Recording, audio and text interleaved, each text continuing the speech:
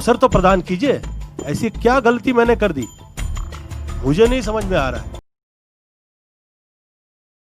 They are behind not providing me the place to act. आज से 9 वर्ष पहले जो पिक्चर जो अच्छी हो जाए, ऐसी नजर आए कि ये हिट हो सकती है, समहाउ या तो उसे मंच ही नहीं मिल रहा रिलीज का, या रिलीज हो जा रही है तो उसे ठीक से रिलीज मतलब किया नहीं जा रहा।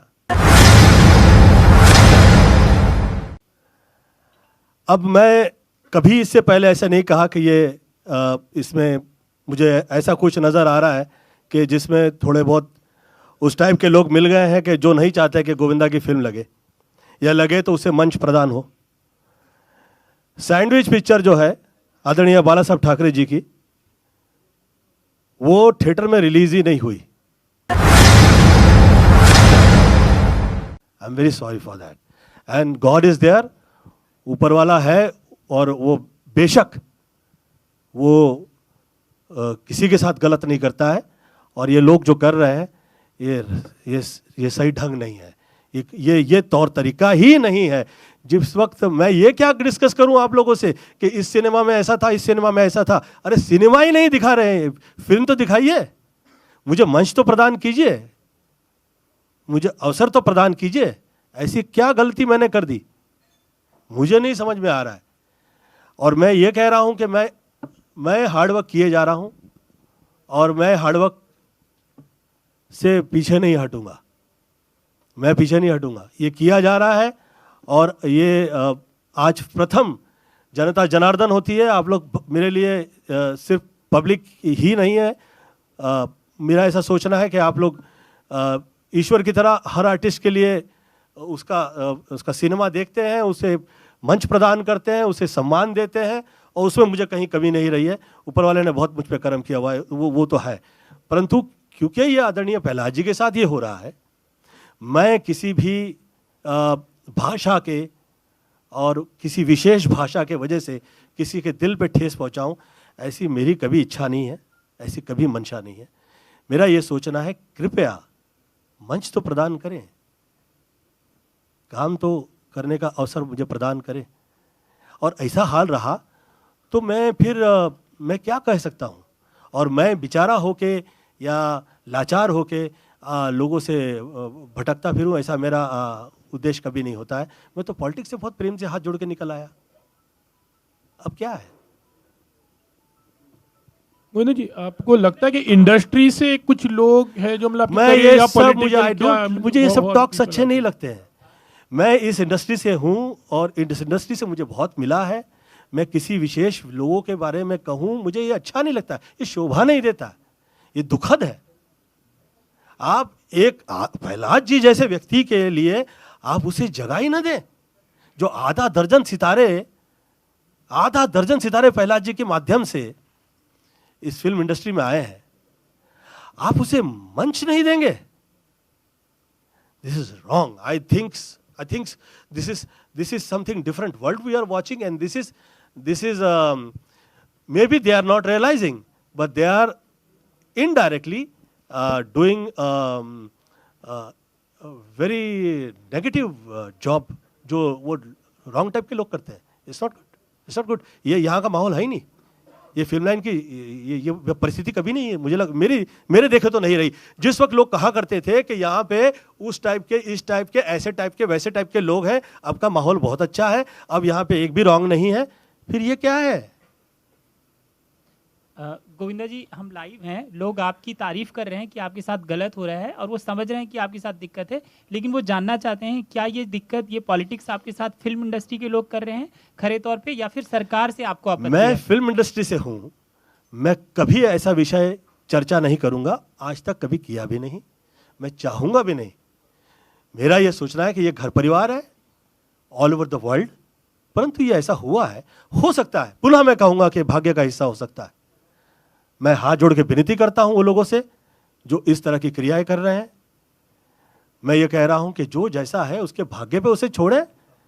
आप मंच प्रदान आदरणीय प्रहलाद जी की फिल्म, और आप उसे सेंसर का टाइम नहीं दे रहे हैं, उसे डेट्स नहीं मिल रही है।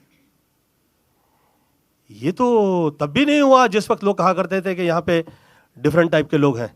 ये तब भी नहीं हुआ। क्षमा चाहता हूं मैं उन लोगों से जो शायद इन सब चीज़ों के पीछे हैं।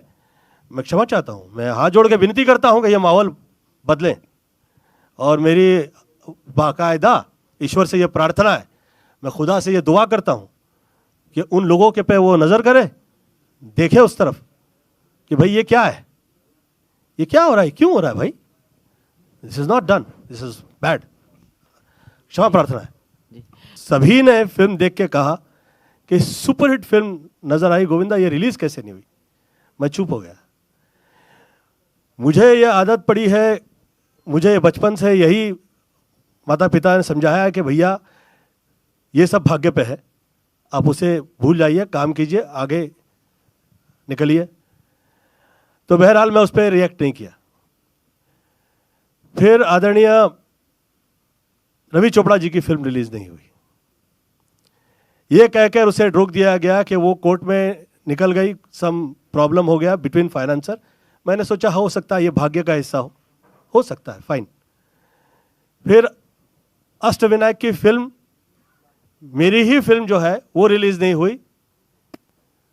उसके बाद जो बनी फिल्म वो रिलीज हो गई, रोहित शेट्टी के साथ वाली। मेरी फिल्म रिलीज नहीं हुई, उसे मंच नहीं मिला। ऐसे बहुत सारी फिल्में जो हैं चाय गरम टाइप, जो लोग बेचारे आवाज नहीं उठा सके, ये मुझे ऐसा लगा कि कम से कम 100 करोड़ रुपए की जो फिल्म है वो 9-10 वर्ष हो गया है, वो रिलीज नहीं हुई, उसे मंच ही प्रदान मतलब दिया ही नहीं गया। अब हाल ही में फ्राइडे रिलीज हुई। आप सब जो पत्रकार गण है सभी ने बहुत तारीफ की, 3.5 रेटिंग मिली उसे। तो ये सब पढ़े लिखे लोग हैं, ये तो बेवकूफ़ तो नहीं है, ये सिनेमा समझते हैं, देखते हैं, और देखने के बाद कहते हैं, सोचने के बाद कहते हैं। सभी ने तारीफ की, उस फिल्म को थिएटर ही नहीं मिले। क्यों? ये कहा गया कि गोविंदा की फिल्म अच्छी होगी, हम थोड़ी ना सोच सकते थे इसे कहाँ से थिएटर दे दें, तो उसे मंच ही प्रदान नहीं किया गया। अब यहां तक तो मैं कहा नहीं कभी किसी से, परंतु अब यह हद हो गई कि सेंसर की डेट प्रहलाद जी की फिल्म को मिली ही नहीं। यह तो हद हो गई। अब यह सोचने का विषय है। एक आदमी सह सकता है 2, 4, 3, 4, 5 साल, 9 वर्ष हो गए भाई, क्या है प्रॉब्लम, कहाँ है प्रॉब्लम? और मैं ऐसा क्या हो गया हूं किसी के लिए कि मैंने किसी के साथ घात-पात कर दिया है? मैं ये विषय मेरे समझ में नहीं आ रहा है। मैं इस विषय पे कतई चर्चा नहीं करूंगा। मेरा ये सोचना है कि मुझे मंच ही नहीं दिया जा रहा है। मेरी फिल्में जो हैं वो थिएटर तक पहुंच ही नहीं पा रही हैं। ये तो मैं, ऊपर वाले ने मुझ पे कृपा कर दी है, ये ऊपर वाले ने कर्म किया है कि आदरणीय प्रहलाद जी के माध्यम से आज ये समय आया कि मैं आप लोगों के समक्ष ये कह सकूं। मैं बहुत क्षमा प्रार्थी हूं कि मैं इस पिक्चर को लेके पूरा डिस्कस नहीं करूंगा, क्योंकि मेरे पास 9 वर्ष का पूरा लेखा जोखा है। ये ऐसा मेरे साथ वर्षानुवर्ष से क्यों हो रहा है? मैं पॉलिटिक्स से बाहर निकल चुका हूं। मेरी तरफ से किसी के लिए प्रॉब्लम नहीं है, तकलीफ नहीं है। मैं सिर्फ हाथ जोड़े जोड़े घूम रहा हूं। मेरे तरफ से एक गलत शब्द मैं नहीं कहता हूं किसी से। मुझे तो एक खैर बहरहाल ये सूट ही नहीं किया कि मैं किसी के साथ कॉम्पीट करूं। मेरे बारे में जिस वक्त मैं पॉलिटिक्स में रहा तो किसी ने कहा कि गोविंदा के संबंध यहाँ वहाँ। मैंने ये कहा कि भैया संबंध तो छोड़ दीजिए, अगर एक बिजनेसमैन का भी मुझे साथ दिया गया होता, किसी ने भी मेरा साथ दे दिया होता, तो आज ऐसा ही कैसे हो गया कि गोविंदा की ही फिल्म रिलीज नहीं हो रही है, फाइनेंसर ही नहीं मिल रहा है, मुझे किसी का साथ नहीं रहा। तो इतने समय बाद जिस वक्त प्रहलाद जी साथ दे रहे हैं, तो प्रहलाद जी साथ दे रहे हैं तो ये इनडायरेक्टली कहा जा रहा है प्रहलाद जी से कि भैया किस आदमी का साथ दे दिया आपने? गोविंदा का। मुझे एक बहुत बड़े पॉलिटिशियन, मैं नाम नहीं लूंगा उसका, रात में 1:05 के ऊपर पार्टी में वो शराब पी आए और उन्होंने मुझसे कहा कि गोविंदा जी आपके साथ में मैंने और एक बहुत बड़े बिजनेसमैन ने मिलके इस तरह के आपके साथ घात-पात किए।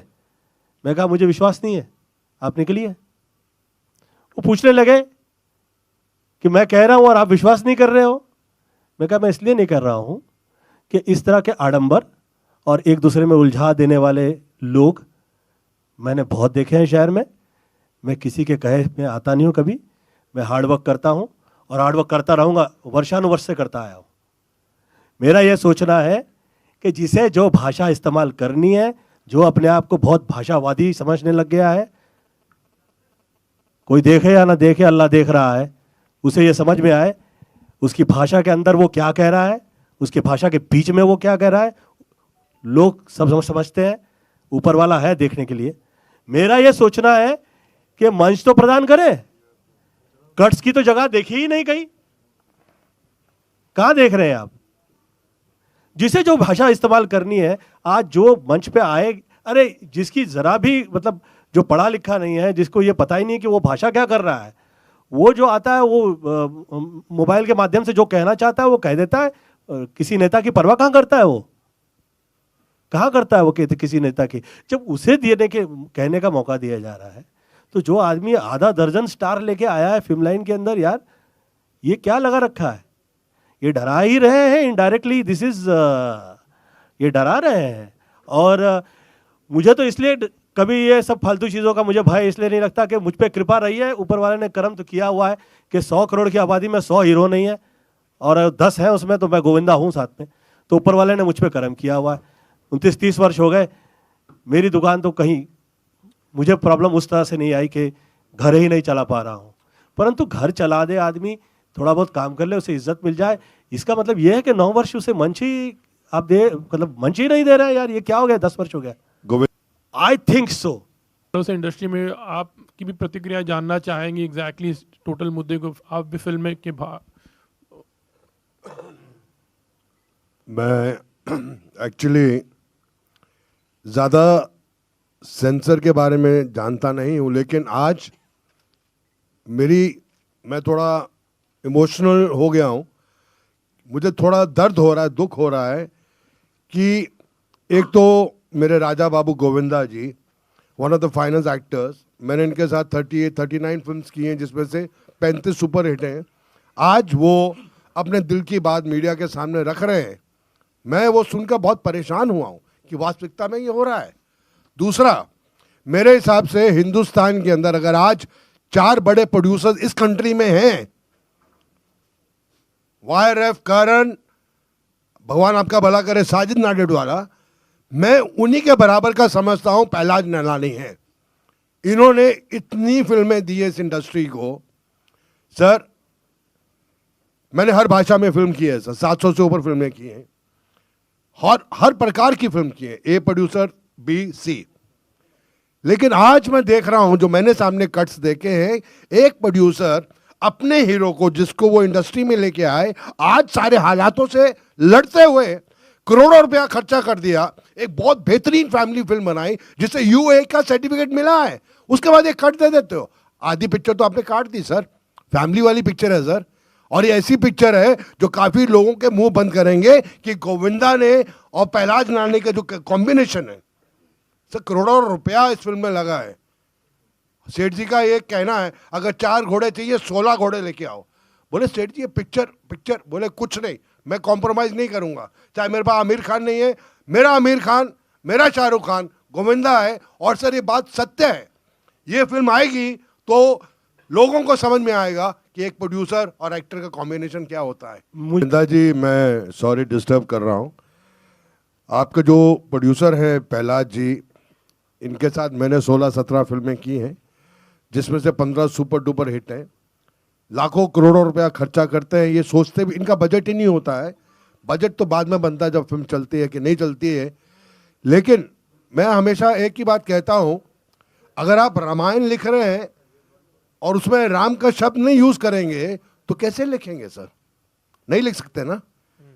मैं एंड में चिल्ला के बोलता हूँ पिक्चर में, जय श्री राम, और आप देखना पूरा थिएटर खड़ा होके बोलेगा जय श्री राम, क्योंकि इतनी क्लीन भगवान, औरत की इज्जत, बहन की इज्जत, माँ की इज्जत, सब कुछ है सर। एक कलाकार है, हमने बहुत विलन के रोल किए हैं, क्या क्या नहीं किया है सर, सब कुछ किया है।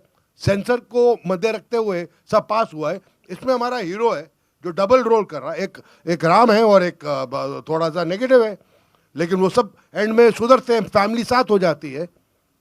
सर आप ये जो काटेंगे, मेरे हिसाब से ये तो पूरा ही एक प्रोड्यूसर पे इतना दबाव हो जाएगा कि आइंदा वो अच्छी सोच वाली फिल्म कैसे बनाएगा सर। आप बड़ी बड़ी फिल्मों को पास करते हैं क्योंकि आपको खौफ है, आप उनके लिए कुछ लिखते हैं, कुछ करते हैं, तो ये गलत है मेरे हिसाब से। Media understand Pahlaj Nihalani, they understand ki what is his stake, what all he's given in this film industry.